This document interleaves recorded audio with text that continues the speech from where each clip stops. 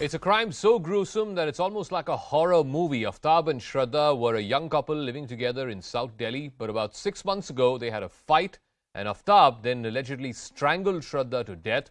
But that is not where it ended, that's where it began.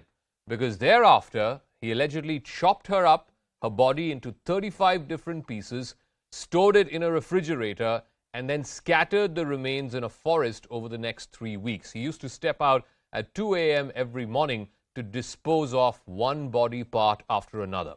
Now, this shocking crime, it remained under wraps for the next at least 6 months till the police arrested Aaftab this weekend. Now, according to the police, Aaftab was inspired by the crime thriller Dexter. This is the story of Aaftab and Shraddha. Listen in. I'm currently standing at the murder scene where it is being said that the body parts, the 35 parts of the body in which it were cut, they were thrown at this location. Murder most brutal, unimaginable and unthinkable in the national capital. The arrest of Aaftab has helped the police crack a 6-month-old murder case.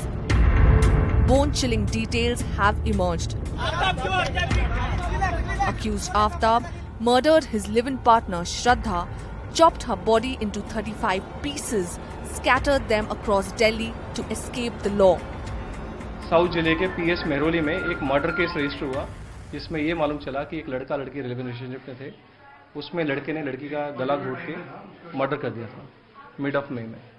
ये दोनों लड़का लड़की मुंबई से आते हैं और वहाँ से आके अप्रैल लास्ट में या मई फर्स्ट वीक में दिल्ली में बस जाते हैं। हमारे यहाँ पे एरिया में किराए पे घर पे रहना स्टार्ट कर देते हैं। इनके लिव इन रिलेशनशिप में झगड़े बढ़ जाते हैं और किसी मिड ऑफ मई में इनका झगड़ा ज़्यादा बड़ा हो जाता है और लड़का लड़की का गला दबाकर हत्या कर देता है। इसके बाद लड़का जो है लड़की की बॉडी डिस्पोज पार्ट्स में कट करके अलग अलग जगह पे बॉडी के पार्ट्स फेंकता है। 26-year-old Shraddha worked at a Mumbai MNC call center where she met Aaftab. The two started dating and moved in together. After Shraddha's family didn't approve of their relationship, the couple eloped to Delhi and started living in a flat in Mehroli. Aaftab brutally killed Shraddha after the latter sought marriage. In May, Aaftab strangulated and killed Shraddha, kept her body parts inside the fridge for 18 days and discarded her chopped limbs in a plastic bag at 2 a.m. every night. In an exclusive FIR copy accessed by CNN News 18, Shraddha's father has revealed that the family was against the interfaith marriage from the very beginning. The couple's relation had gone bad and Aaftab physically abused his daughter. He filed a missing complaint after he was unable to establish contact with her. The Delhi police arrested Aaftab yesterday, who was missing for months after the murder. Aaftab allegedly confessed that he killed Shraddha as she was pressuring him to marry her. All right, let me now open this up to our panelists here in our studio. Shashank Shekhar Jha is a lawyer with the Supreme Court. T.R. Kakkar is former commissioner of the Delhi Police. Abha Singh, advocate and activist, and Amber Zaidi, social activist, also joining us. Shashank Shekhar Jha, let me start with you first. I mean, it's absolutely befuddling how someone who is in a relationship with a young woman, whatever disagreements they may have had, actually kills her and then cuts up her body into 30-35 pieces, puts it in a refrigerator and lives in that house for the next 2 to 3 months. In fact, over 3 weeks, he then goes to the forest area to dispose one body part after another. I mean, if this is not a rarest of rare, I can't think of any other case. Namaste. I guess this is really worrying about the fact that there are a number of couples who are currently residing in live-in relationships away from their parents, and if something like this happens and even the parents get to know about the incident after say 3 months or say 4, I guess that is really worrisome. The more important fact in this particular case is two. One, who are the accomplices? Two, what are the motives? Now, I cannot believe, because I'm a law student, so for that point I cannot believe that Aaftab has done this entire murder all alone, and after that cutting pieces, body into pieces, say 35, and then disposing it off within a span of 2 weeks, like you said. So I guess that is difficult to be done by one person. And point number two, that the motive. Right now we know, as per his own statement, which he have also changed multiple times, the latest statement he says that he murdered his girlfriend because of the fact that she was pressurizing him for marriage. I have a doubt, because even if someone is pressurizing you for marriage, and if you do not want to have a married life with your living partner, you can break off, you can Correct. say remove her from your house, or you can evict the house, etc., etc. But to say that you murdered her, chopped her because of this particular pressure, I have a doubt. And we need to know, the investigation agencies must get into the details as to what exactly led to this incident. Let me ask T.R. Kakkar. I mean, the police's job is going to be extremely difficult. First of all, you know, this body was chopped up into different parts. It was disposed back in the month of May. It's been 6 months since. So I'd be surprised if any body part of any consequence can be retrieved and then forensic analysis done on it. Much of it would have decomposed. And secondly, all that the police have right now is this so-called confessional that this man Aaftab has made before them, which is not even admissible in a court of law. Mr. Kakkar. You see, this is one murder which will require a lot of hard work by the police, because the entire case is now based on circumstantial evidence which has to be scientifically investigated by the investigating officers. Now, what we need to do is really we have to establish that the two of them lived in that house, that the two of them, when they came from, eloped from Bombay, lived in a hotel in Paharganj, and then find traces. As per his own statement, he like to have killed her in the same flat, in the same house. Yeah. Now, I'm sure he must have tried a lot, but the blood must have flown into some crevices somewhere. Very scientific investigation will reveal traces of blood even today. Now, those traces will have to be collected, and if they are lucky to find a part of the flesh somewhere, which I doubt very much, then it is DNA profiling will be able to link the two. No, but Mr. Kakkar, isn't it worrisome if she that has any other here is a man who has cut up his girlfriend's body and he's traveling every night at 2 a.m. across the city of Delhi to dispose the body part, and, you know, no one seems to, he never got stopped at a Nakabandi, he never got stopped by any of the night patrollings. This only shows his mentality. Now, night patrolling, you see, obviously night patrolling does not stop people who, there are hundreds of people who are travelling at night. So, night patrolling does not, so I think... But Kakkar Sahab, nobody is travelling with a human body part. You know, and he's done it not once or twice, he's done it over 18 days. Small number, please. He is not carrying a gunny bag. He is carrying perhaps some little piece of flesh, maybe 2 kg, maybe 3 kgs. Now, that is something Abha which you can always you know, hide. it's rather, what is also absolutely staggering for me is the house owner, in the house that they were staying, he didn't raise an alarm. None of the neighbors, and it's a very crowded locality. It's not like, you know, it's isolated from where people live. It's a very crowded locality. None of the neighbors heard a sound or had any suspicions. Here is a guy going out of his house at 2 a.m. every day for 3 weeks with a human body part and disposing it off, and no one raised an alarm. Abha Singh. Absolutely, Zaka, you've raised a very relevant question that what about the Nakabandis, how he managed to slip every day and he had a pattern how that he was disposing of one body part.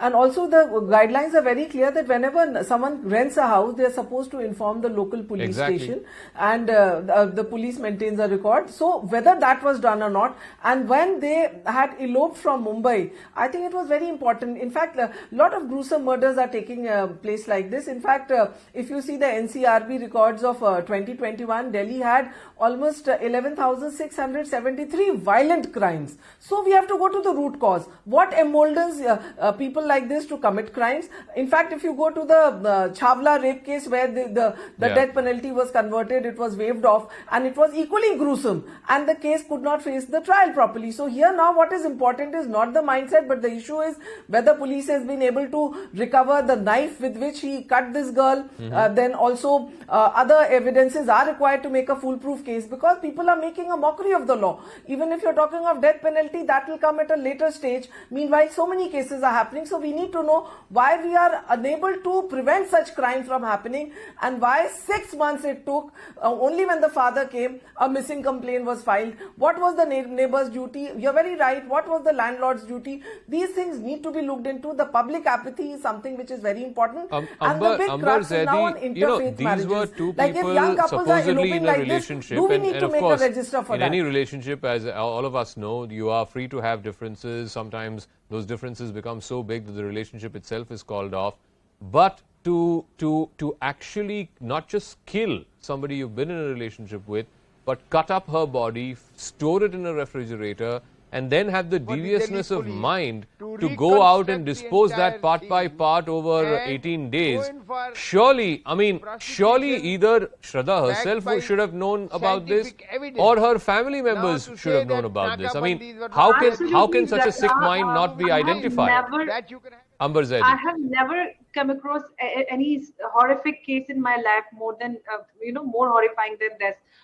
This happened 6 months ago, and there was not even a whisper of it. This is more heart-wrenching. This heart-wrenching incident happened in Delhi, where a woman was killed by her boyfriend or a live-in partner who cut her body into 35 pieces, and he was dumping his pieces on the same pattern every day at 2 a.m. at night, and nobody noticed. Nobody took alarm on. Even the neighbors, the family, the friends. What took so long for family to take initiative about the girl? Nobody was concerned about the safety and security of the girl. I understand that she flew away from the family, and nobody was agreeing their relationship. They were not allowing her to get in relationship with this boy. But at least they should have been more, concerned about her security. She was not active on social media, and she was nowhere to be seen, and nobody took concern about her. Nobody noticed that she is alive or not. We, every time when something like this happened, we show our concern. We light up the, candles. We do candle march and placards and everything. But we never, as responsible society, are we really concerned about the girls around us? Are we really paying attention that how are girls around us being treated, about their security and safety? We as whole society and police, we all are, responsible for this. We are failing our girls every day. No, so I want to ask Shashank Shekhar Jha. I mean, he goes out and buys this refrigerator. He buys a chainsaw, which he uses to cut up the body. He goes to work every day after this. Exactly. What sort of people are there as his colleagues and people at his workplace that they don't see any suspicion? They don't raise any suspicion, exactly. or is he so immune to human emotion that he's able to fool all of them? No, definitely. Shashank Shekhar, yeah. Amber, give me a moment, please. Yeah, Shashank Shekhar, please. Yeah, I guess there are 2 points here. One, I completely stand with you when I say this with great responsibility that this cannot be done by one person. There must be accomplice in all 3 acts. 1, murdering the person. 2, disposing of the body. And 3, to keeping the evidences or the incidents hidden by the public. And point number 2, we need to understand that circumstantial evidence are very weak. So this case must be strict and go by the fact, and more evidences should be collected in order to bring this matter to the disclosure. We need to understand that Supreme Court recently acquitted all the accused or the convicts of Chawla rape case. That also happened in Delhi because of the fact that there were only circumstantial evidences but could not get supported by the facts. So in this case also we need to not repeat those mistakes, and everything should be watertight, because all those statements made by Aaftab before the police are not admissible. All those circumstances could not lead him to conviction. So Kakkar Sahab, I think you should, in light of what happened in the Chawla rape case, I think it does raise serious questions about whether the police will be able to prove in a court of law the ghastliness and the grisliness of what Aaftab did. The Chawla rape case, just because you mentioned, the trial court, the High Court upholds the trial court awards, the High Court upholds the conviction. Now there is the Supreme Court obviously lets off the accused persons. Now I think the least I can say is perhaps the courts do not have faith in each other's ability. That's all that I can say. Now, in this particular case, I agree with Mr. Jha that circumstantial evidence alone in this is going to prove or disprove. He is now in police custody, and let us be very, very clear about it. The reporters, everybody else, the statements being made by somebody in the police, not everything is being revealed to you, and they don't have to reveal. If I was there, I would probably generally satisfy people that this is being done. The police definitely are in Delhi police particularly are very capable of finding out what exactly happened, how they are going to connect the movement right from Bombay to this place. And Amber, as Zadi, as she said, now the responsibility of the family also should be, but as a police officer, I don't want to discuss that. For me, the crime has taken place in Delhi. I beg to differ. The crime has taken place. It's in the same Delhi that we saw the Nirbhaya case also. The Chawla case that we all referred to, also the origins were from Delhi. Perfectly now, all right. Look, Perfectly I have nothing against the Delhi police, case was worked but out. fact is that even in this case, it came to light only 6 months later. This crime happened in May. Today we are in the middle of November. Nirbhaya case was worked out, and conviction the accused were convicted. Of course, that was after huge nationwide outrage, media pressure from civil society. I don't want to get into all of that. You know, why should it be that only when the media takes up a case, only when it comes into the public domain, and there is so much outrage, that the police also sort of stir themselves into action? That needs to be asked. That question needs to be asked.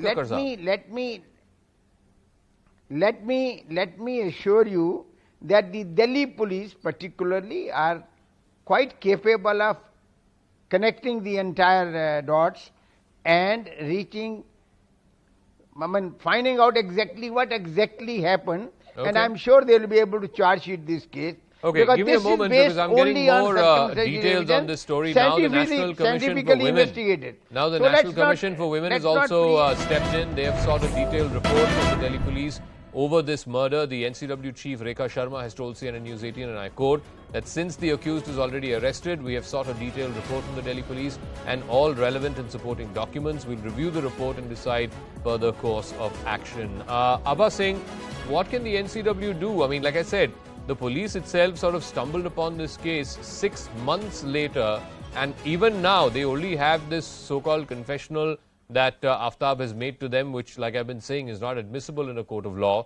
They have to find the body parts. They have to be able to recover forensic evidence from there. That forensic evidence needs to stand at the test of evidence in a court of law. This is easier said than done to be able to prove this.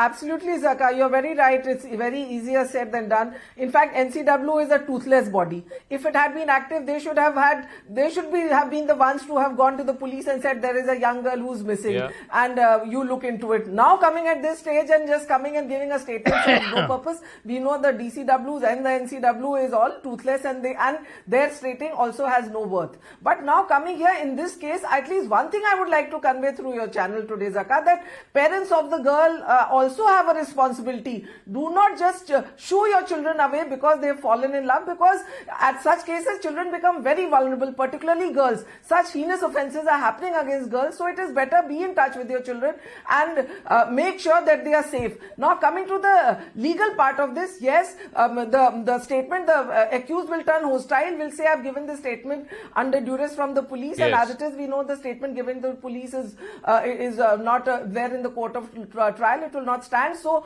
I think relevant forensics are required. The knife is needed to be recovered. The body parts and the DNA needs to be done, and it should be done in a fast track court. But coming to the basics, even if it's a death penalty and it is overturned later, so I think all these things, these loopholes need to be plugged, because I can all see from this gory murder that criminals are emboldened and they are ready to do anything. We'll leave it at that, but like I said, this is a shocking case, and as you go to bed tonight, just think of your children. Don't just, leave them away just because they got into a relationship that you don't agree with.